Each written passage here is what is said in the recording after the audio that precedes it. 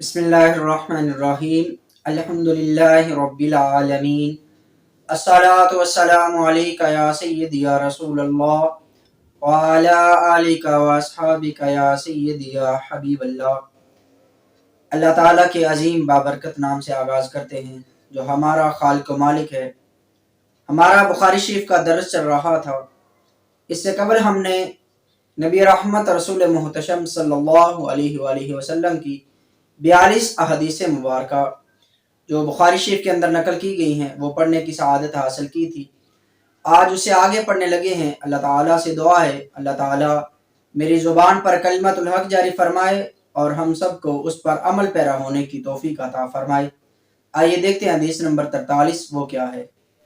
ان عائشہ رضی اللہ تعالی عنہا ان نبی صلی اللہ علیہ وآلہ وسلم دخل علیہا وعندها امرأۃ۔ حدیث نمبر 43 سیدہ طیبہ طاہرہ سیدہ عائشہ صدیقہ رضی اللہ تعالی عنہا سے مروی ہے۔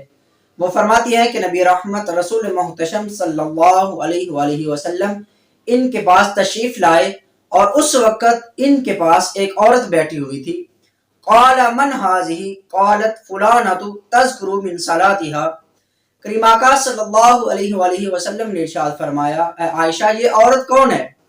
تو سیدہ طیبہ طاہرہ سیدہ عائشہ صدیقہ رضی اللہ تعالی عنہا نے عرض کی یا رسول اللہ صلی اللہ علیہ وآلہ وسلم یہ فلاں عورت ہے اور اس کی نمازوں کا بڑا چرچا ہے۔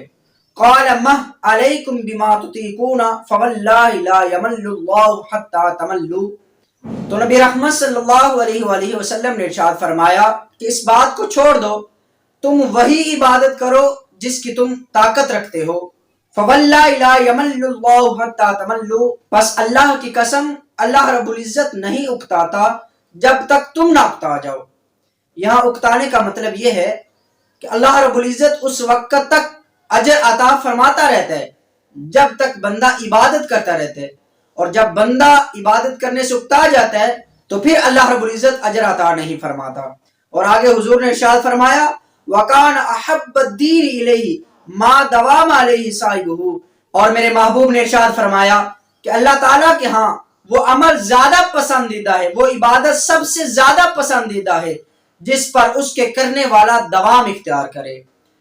اس حدیث مبارکہ سے ہمیں یہ درس ملتا ہے کہ وہ عبادت جو روزانہ کی جائے، ہمیشگی کے ساتھ کی جائے، دوام اختیار کیا جائے جس عبادت کے اوپر، اللہ رب العزت کے ہاں وہ سب سے زیادہ پسندیدہ ہے۔ اگر ہم اللہ کا نام ایک مرتبہ دن میں لیں اور روزانہ لیتے رہیں اور ہمیشہ لیتے رہیں تو اللہ کے ہاں یہ عمل بھی بڑا پسندیدہ ہے۔ اگر ہم نبی رحمت رسول محتشم صلی اللہ علیہ وآلہ وسلم کی ذات اقدس پر دن میں ایک مرتبہ درود پاک پڑھیں اور پھر روزانہ اس کو معمول بنا لیں اور پھر اس پر ہمیشگی اختیار کریں تو اللہ کے ہاں یہ بھی بڑا پسندیدہ عمل ہے۔ اس حدیث پاک کو سمجھنے کے لیے ایک اور حدیث پاک کا مفہوم سمجھیے۔ حضرت سیدنا عبداللہ بن عمر بن عاص رضی اللہ تعالی عنہ فرماتے ہیں کہ نبی رحمت صلی اللہ علیہ وآلہ وسلم نے مجھ سے سوال کیا کہ اے عبداللہ مجھے خبر ملی ہے کہ تم دن کو روزہ رکھتے ہو اور رات کو قیام کرتے ہو۔ تو حضرت عبداللہ رضی اللہ تعالی عنہ نے عرض کی ہاں یا رسول اللہ صلی اللہ علیہ وسلم میں دن کو روزہ رکھتا ہوں، رات کو قیام کرتا ہوں۔ تو میرے محبوب نے ارشاد فرمایا اے عبداللہ ایسا نہ کرو بلکہ تم ایک دن روزہ رکھو اور ایک دن نہ رکھو، رات کو کچھ حصہ قیام کرو اور کچھ حصہ اپنی نیند بھی پوری کرو، کیونکہ تمہارے جسم کا بھی تم پر حق ہے، تمہاری آنکھوں کا بھی تم پر حق ہے، تمہاری بیوی کا بھی تم پر حق ہے اور تمہارے مہمان کا بھی تم پر حق ہے، اور تمہارے لیے یہ کافی ہے کہ تم مہینے میں 3 روزے رکھو کیونکہ تمہیں ہر نیکی کا اجر 10 گنا ملے گا۔ سبحان اللہ۔ ان احادیث مبارکہ سے ہمیں یہ درس ملتا ہے کہ جو بھی عمل کیا جائے اس کو ہمیشگی کے ساتھ کیا جائے تو اللہ رب العزت کے ہاں وہ بہت زیادہ پسندیدہ ہے اور اللہ پاک ایک نیکی کا اجر 10 گنا عطا فرماتا ہے۔ تو ہمیں چاہیے کہ ہم جو بھی نیکی کریں، جو بھی عبادت کریں اس پر ہمیشگی اختیار کریں۔ یہ حدیث نمبر 43 تھی۔ آئیے دیکھتے ہیں حدیث نمبر 44 وہ کیا ہے۔ ان انس رضی اللہ تعالی عنہ عن النبی صلی اللہ علیہ وآلہ وسلم قال یخرج من النار من قال لا الہ الا اللہ وفی قلبہ وزن شعیرۃ من خیر۔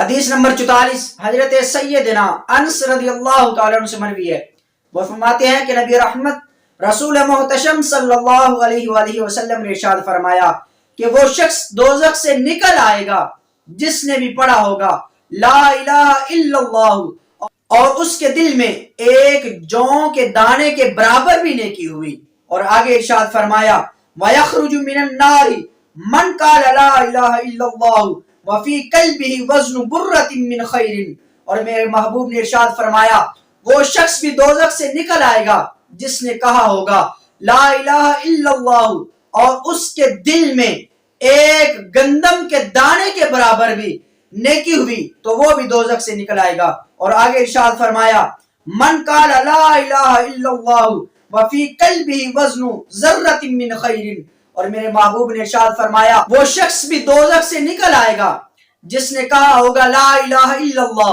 اور اس کے دل میں ایک ذرے کے برابر بھی نیکی ہوئی۔ اس حدیث مبارکہ سے ہمیں ایمان لانے کی فضیلت و عظمت کا پتہ چلا کہ جو بندہ بھی اللہ اور اس کے رسول پر ایمان لائے گا، جس نے بھی لا الہ الا اللہ محمد الرسول اللہ پڑھا ہوگا، تو میرے محبوب نے فرمایا وہ دوزخ سے نکل ہی آئے گا، اگرچہ گناہوں کی وجہ سے، اگرچہ بدعمالیوں کی وجہ سے اس کو دوزخ میں ڈالا جائے گا، لیکن جس نے بھی کلمہ شریف پڑھا ہوگا وہ کبھی نہ کبھی دوزخ سے نکل ہی آئے گا۔ یہ حدیث نمبر 44 تھی۔ آئیے دیکھتے ہیں حدیث نمبر 45 وہ کیا ہے۔ ان عمر بن الخطاب رضی اللہ تعالیٰ عنہ ان رجلا من اليہود قال له یا امیر المؤمنین آیت فی کتابکم تقرؤونها لو علینا معاشر اليہود نازلت لاتخذنا ذلك اليوم عیدا۔ حضرت سیدنا عمر بن خطاب رضی اللہ تعالیٰ عنہ روایت فرماتے ہیں، وہ فرماتے ہیں کہ مجھ سے ایک یہودی نے کہا اے مومنوں کے امیر، تمہاری کتاب میں ایک ایسی آیت ہے جسے تم تلاوت کرتے ہو، اگر وہ آیت یہودیوں پر نازل ہوئی ہوتی تو ہم اس دن عید مناتے۔ قال ایو آیات، تو حضرت سیدنا عمر بن خطاب رضی اللہ تعالیٰ عنہ نے فرمایا وہ کون سی آیت ہے؟ قال، تو یہودی نے کہا کہ وہ آیت یہ ہے الیوم اکملت لکم دینکم واتممت علیکم نعمتی وردیت لکم الاسلام دینا، جس کا ترجمہ یہ ہے کہ اللہ رب العزت نے ارشاد فرمایا کہ آج میں نے تمہارے لیے تمہارے دین کو کامل کر دیا اور تم پر اپنی نعمت کو مکمل کر دیا اور تمہارے لیے دین اسلام کو پسند فرما لیا۔ قال عمر قد عرفنا ذلك اليوم والمكان الذي نزلت فيه على النبي صلی اللہ علیہ وآلہ وسلم وهو قائم بعرفہ یوم جمعۃ۔ تو سیدنا عمر فاروق رضی اللہ تعالی عنہ نے یہودی سے ارشاد فرمایا کہ بے شک ہم پہچانتے ہیں کہ جس دن نبی پاک صلی اللہ علیہ وآلہ وسلم پر یہ آیت مقدسہ نازل ہوئی اور جس مقام پر حضور نبی پاک صلی اللہ علیہ وسلم پر یہ آیت نازل ہوئی ہم اس جگہ کو بھی پہچانتے ہیں، اور پھر خود ارشاد فرمایا کہ وہ جمعہ کا دن تھا اور کریم آقا صلی اللہ علیہ وآلہ وسلم میدان عرفات میں اس وقت موجود تھے۔ سبحان اللہ۔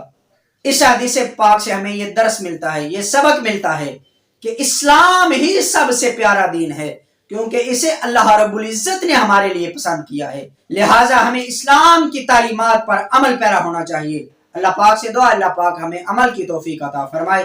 وآخر دعوانا ان الحمد للہ رب العالمین۔